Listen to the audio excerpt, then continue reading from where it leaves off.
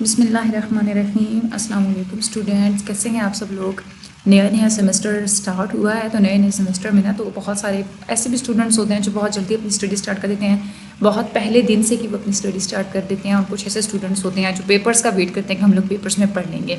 تو یہ جو ہے نا وہ ٹھیک طریقہ نہیں ہے.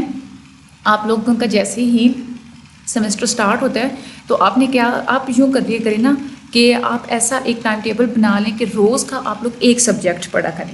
ٹھیک ہے، یعنی کہ ایک ویک میں آپ کے جتنے 6 سبجیکٹس فار ایگزامپل ہوتے ہیں نا، تو آپ نے کیا کرنا ہوتا ہے کہ آپ یہ ڈیز بنا لیے کریں کہ منڈے کو یہ والا پڑھنا ہے، میں ٹیوزڈے کو یہ والا سبجیکٹ پڑھنا ہے، میں تھرسڈے کو یہ والا سبجیکٹ پڑھنا ہے. ٹھیک ہے، اس طرح سے آپ لوگ کر لیا کریں، اور پھر جس سبجیکٹ کی باری ہوتی ہے اس کے آپ لوگ 3 لیکچرز کیا کریں. پہلے آپ لوگ لیکچر سنا کریں ہینڈ آؤٹ سے، پھر اس کو آپ لوگ یاد کر لیا کریں. تو شروع سے آپ لوگ پڑھنا اسٹارٹ کریں تو آپ لوگ کے لیے بہت ایزی ہوتا ہے، اور آپ لوگ 4/4 GPA بھی آسانی سے لے سکتے ہیں. تو آج ہمارا MCM 304 ہے، اس کو ہم لوگ آج پڑھنا اسٹارٹ کریں گے. MCM 304 ایکچولی سبجیکٹ کس قسم کا ہے، اس میں آپ لوگ کیا پڑھیں گے، اس کے بارے میں آپ لوگوں کو تھوڑا سا بتا دیتی ہوں. آپ لوگوں نے بہت سارے اسٹوڈنٹس ایسے ہوں گے شاید جنہوں نے پہلے MCM 101 پڑھی ہوئی ہوگی یا MCM 301 بھی پڑھی ہوگی، تو آپ لوگوں کو یہ تو پتہ ہے کہ ہم لوگ اس میں میس کمیونیکیشن پڑھتے ہیں. ٹھیک ہے، یعنی کہ بڑے پیمانے پہ جب آپ لوگ بات کر رہے ہوتے ہیں تو آپ لوگ اس کے بارے میں جو ہے وہ ساری اسٹڈی کرتے ہیں. MCM 304 جو ہے نا یہ باقی ساری MCM سے تھوڑی سی ڈفرینٹ ہے، کیونکہ اس میں پالیٹکس بہت زیادہ ہے. اس میں ایک تو ڈیٹس بھی بہت زیادہ ہیں.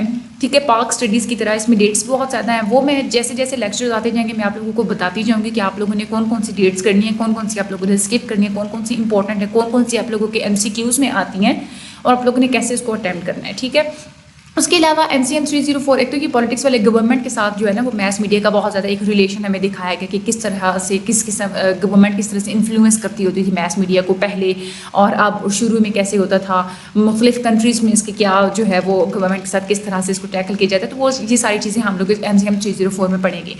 اس کے علاوہ MCM 304 میں جو آپ لوگوں کو امپورٹنٹ بات ایک میں بتا دوں کہ اس میں نا ایبریویشنس بھی بہت زیادہ ہیں. ٹھیک ہے، اسٹینڈس فار جو ہے نا وہ بہت زیادہ ہیں، تو وہ آپ لوگوں کی شارٹ میں بھی آتی ہیں، ہم لوگوں کے MCQs میں بھی آتی ہیں. تو آپ لوگوں نے کیا کرنا ہے، سب سے پہلے آپ لوگ ایک پیج اور ایک پینسل آپ لوگ اپنے پاس رکھ لیں. جیسے جیسے آپ لیکچر سنتے جائیں گے نا باری باری سارے لیکچرز، تو جیسے ہی لیکچر میں آپ لوگوں کو بتاؤں گی کوئی بھی ایبریویشن یا کوئی بھی ڈیٹ میں جب آپ لوگوں کو بتاؤں گی کہ یہ آپ لوگوں نے یاد کرنی ہے، تو آپ لوگوں نے کیا کرنا ہے، آپ لوگوں نے اس پیج کے اوپر اپنی وہ ایبریویشن اور ساتھ میں اس کی یا جو ڈیٹس وغیرہ ہوگی وہ آپ لوگوں نے نوٹ ڈاؤن کرتے جانا ہے. ایک پیج پہ آپ لوگوں کے پاس لکھی ہوئی ہوں گی، تو اس کے بعد آپ لوگوں نے اس پیج کو تقریباً جو ہے نا وہ آپ لوگ چلتے پھرتے بھی مطلب 2-3 دن بعد بھی آپ لوگ اس کو گو تھرو کر لیں گے، تو آپ لوگوں کی ڈیٹ بالکل پکی ہو جائیں گی، اور اس طرح سے آپ لوگوں کو ٹینشن نہیں ہوگی کہ اگر ڈیٹس آ گئی پیپر میں تو ہم لوگ کیا کریں گے. ٹھیک ہے، تو آج ہم لوگ سب سے پہلے ایولیوشن کے بارے میں پڑھتے ہیں کہ میس میڈیا سب سے پہلے ایوالو کیسے ہوا تھا، اسٹارٹ کیسے ہوا تھا. اگر ہم لوگ ہیومن ہسٹری کو اسٹڈی کریں تو ہمیں یہ بات دیکھنے میں ملتی ہے کہ سب سے پہلا جو ہے نا سب سے پہلا اولڈسٹ میس میڈیم وہ ہمارا پرنٹ میڈیا ہے. یہ تو آپ لوگوں کو بھی پتہ ہوگا. ہیومن ہسٹری جب ساری اسٹڈی کی جاتی ہے تو اس سے ہمیں یہ کلو ملتا ہے کہ لوگ پہلے پوسٹرز یوز کرتے تھے، بینرز یوز کرتے تھے، پکچرز یوز کرتے تھے. ابھی بھی یہ چیزیں یوز کی جاتی ہیں، لیکن ہم لوگ یہ بات کر رہے ہیں کہ اولڈسٹ میڈیم جو ہے نا وہ یہی ہوتا تھا، یعنی کہ پرنٹ میڈیا ہوا کرتا تھا. پھر اس کے بعد 10th سینچری جو تھی اس میں ہینڈ میڈ پریس جو ہے نا وہ سب سے پہلے اسٹیبلش ہوئی تھی. یہ آپ لوگوں کے MCQs میں آتی ہے، یہ آپ لوگ نوٹ ڈاؤن کر لیں کہ 10th سینچری میں ہینڈ میڈ پریس اسٹارٹ ہوئی تھی. اور بک پرنٹنگ جو ہے نا یعنی کہ جو کتابیں شائع ہونا جب اسٹارٹ ہوئی تھی وہ یورپ میں اسٹارٹ ہوئی تھی 15 اور 16 سینچری میں. یہ بھی آپ لوگ نوٹ ڈاؤن کر لیں. اچھا، جب میس میڈیا اسٹارٹ ہوا تھا تو اس وقت میس میڈیا کا بہت ساری جو ہے نا وہ ریسٹرکشنس کا سامنا کرنا پڑا تھا، بہت زیادہ پرابلمس کا سامنا کرنا پڑا تھا، کیونکہ جب میس میڈیا ایمرج ہوا تھا، جب اسٹارٹ ہوا تھا اس وقت امپیریلزم والا دور تھا اس وقت. ٹھیک ہے، یعنی کہ بادشاہت کا نظام تھا، بادشاہ ہوا کرتے تھے.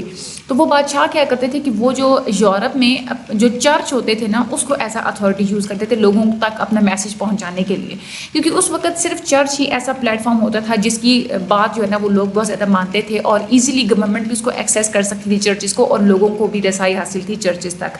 تو اسی لیے زیادہ تر یہی کہا جاتا ہے کہ وہ چرچ جو ہے نا اس کو سب سے پہلا پلیٹ فارم کنسیڈر کیا جاتا ہے میس میڈیم کا. تو آپ لوگوں نے یہ بھی MCQs یاد رکھنا ہے کہ چرچ جو ہے نا یہ پہلا ہمارا ہے پلیٹ فارم میس میڈیا کا. اچھا، اس کے بعد جب پرنٹ میڈیا جب ایمرج ہوا تھا نا تو اس وقت بادشاہوں کے مائنڈس میں بہت زیادہ ایک ڈاؤٹس کریٹ ہونا اسٹارٹ ہو گئے تھے. وہ یوں سمجھتے تھے کہ یہ جو میس میڈیا ہے یہ ہمارے لیے بہت بڑا کوئی خطرہ ثابت ہو سکتا ہے، کیونکہ رولرز جو تھے نا وہ یہ سمجھتے تھے کہ لوگوں کو میس میڈیا کے تھرو تو اپنے حقوق کا پتہ چل جائے گا، جس کی وجہ سے ان کی جو اتھارٹی ہے نا اس کو پھر چیلنج کریں گے لوگ. تو یورپ میں بہت سارے ایسے رولرز تھے جنہوں نے میس میڈیا کو ریوولٹ کہہ دیا تھا، یعنی کہ بغاوت کہہ دیا تھا کہ میس میڈیا جو ہے نا وہ بغاوت کرتی ہے، اور جو وہ اس وقت انہوں نے یہ بات ڈکلیئر کر دی تھی کہ میس میڈیا میں جو بھی لوگ انوالو ہوں گے تو ان کو بڑی بڑی جو ہے نا وہ پنشمنٹس جو ہیں وہ سنائی جائیں گی۔ تو سب سے آخری جو بڑی پنشمنٹ ہسٹری میں دیکھنے کو آتی ہے نا وہ 1663 میں تھی، یہ آپ لوگوں نے یاد رکھنا ہے، ٹھیک ہے، آپ لوگوں کی کوئز میں آتا ہے، ٹھیک ہے۔ 1663 میں تھا کہ سب سے بڑی ایک کیپٹل پنشمنٹ دی گئی تھی، ایک پبلشر کو دی گئی تھی، کیونکہ اس نے ایک گمنام رائٹر کی جو ہے نا وہ اس نے ایک بک پبلش کی تھی۔ اس بک میں تھا کیا، اس بک میں اس نے یہ کہا تھا کہ جتنے بھی رولرز ہیں نا ان کو اپنے جتنے بھی وہ کام کرتے ہیں، جتنے بھی وہ ڈیسیجنس لیتے ہیں، ان کے بارے میں انہیں عوام کے سامنے جو ہے نا وہ جواب دہ ہونا چاہیے، اور اگر کوئی رولر یہ سمجھتا ہے کہ اس کو عوام کے سامنے جواب دہ نہیں ہونا تو عوام کے پاس یہ حق حاصل ہے کہ وہ اس کی حکومت کو ختم کر دیں۔ تو اس رائٹر کو جو ہے نا وہ آخری کیپٹل پنشمنٹ دی گئی تھی انگلینڈ کی ہسٹری میں، ٹھیک ہے۔ پرنٹ میڈیا جب پہلے سٹارٹ ہوا تھا تو اس وقت شروع میں اتنا گرو نہیں ہوا تھا، 18 سینچری تک بالکل بھی گرو نہیں ہوا تھا۔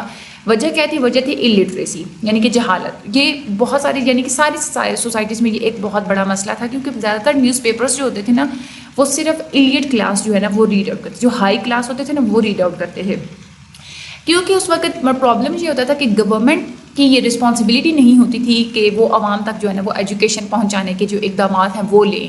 تو جو امیر لوگ ہوتے تھے، جو ایلیٹس ہوتے تھے، ان کے پاس اتنی مراعات ہوتی تھی، اتنی ان کے پاس دولت ہوتی تھی کہ وہ پرائیویٹ ایجوکیشن اپنے بچوں کو دیتے تھے، پراپر ایک پرائیویٹ ٹیوٹرس کو ارینج کروا کے، ٹھیک ہے۔ اچھا، سب کانٹیننٹ میں میس میڈیا کیسے اسٹارٹ ہوا تھا؟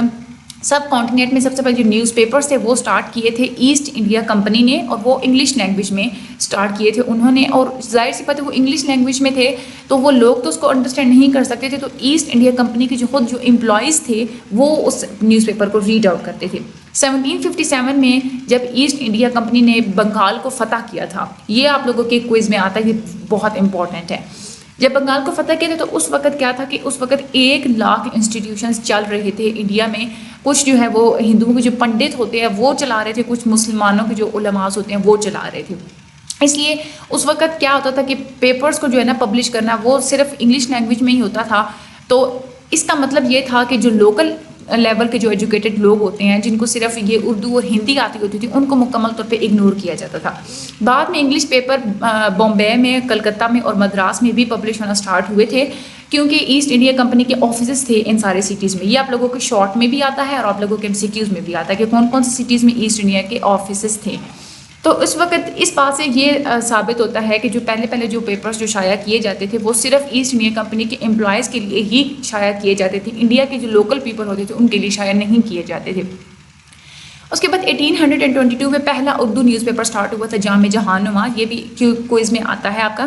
تو انگلش کے جو انگریز کے جو حاکم جو رولرز ہوتے تھے انہوں نے اس کو بھی ایک بہت بری چیز سمجھا تھا اپنے لیے، اور انہوں نے یہ سوچنا سٹارٹ کر دیا تھا کہ اب ہمیں لوکل پیپرز کے اوپر نا ایک پریس لاز امپوز کر دینے چاہیے۔ تو 1823 میں پہلا پریس ایکٹ جو ہے نا وہ وجود میں آیا تھا، اردو پریس کو جو ہے نا وہ سپریس کرنے کے لیے، دبانے کے لیے۔ تو یہ پریس ایکٹ والا بھی آپ لوگوں کا امپورٹنٹ MCQs ہے، اور اس وقت بہت یہ ایک لوگوں کے لیے نا یہ بات ایک کمپلسری بنا دی تھی کہ آپ نے جو بھی نیوز پیپر میں آپ لوگوں نے شائع کرنا ہے تو نیوز پیپر کا جو ایڈیٹر ہے، جو پبلشر ہے، جو اونر ہے، اس کا نیم جو ہے نا وہ پہلے پیج پہ ہونا چاہیے۔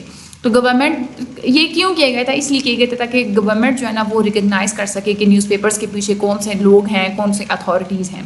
تو اس جو ایکٹ وہ جو بنایا گیا تھا اس کا نام تھا پریس اینڈ پبلیکیشن آرڈیننس، یہ بھی آپ لوگ لکھ لیں، PPO stands for press and publication ordinance, یہ اس وقت بنایا گیا تھا۔ تو یہی وجہ ہے کہ انڈیا کی ڈویژن سے پہلے کا جتنا بھی وہ ایک ایرا تھا نا، جتنا بھی وہ ایک وقت تھا، وہ بہت زیادہ ٹف تھا میس کمیونیکیشن کے لیے، کیونکہ بہت سارے ایسے پریس اینڈ آنرز تھے اور ایسے ایڈیٹرز تھے جن کو کئی بار مختلف قسم کی سزائیں دی گئی تھیں اس آرڈیننس کے تحت۔ یہ ہمارا چیپٹر نمبر 1 ہو گیا ہے کمپلیٹ۔ آپ لوگ نے اب یہ لیکچر سن لیے تو آپ لوگ اچھے طریقے سے ایک دفعہ جو ہے نا اس کے ہینڈ آؤٹس کو آپ لوگ ریڈ کر لیجیے گا، ڈیٹس کو آپ لوگ یاد کر لیجیے گا، نوٹ ڈاؤن بھی کر لیجیے گا، اور اسٹینڈس فارس کو بھی آپ لوگ نوٹ ڈاؤن کر لیجیے گا۔ باقی میرے چینل کو لائک اور سبسکرائب بھی کر دیجیے گا اور آگے شیئر بھی کر دیجیے گا تاکہ زیادہ سے زیادہ لوگوں کی ہیلپ ہو سکے۔ مجھے اپنی دعاؤں میں یاد رکھیے گا۔ اللہ تعالیٰ آپ سب لوگوں کا حامی و ناصر ہو۔ تھینک یو سو مچ، اللہ حافظ۔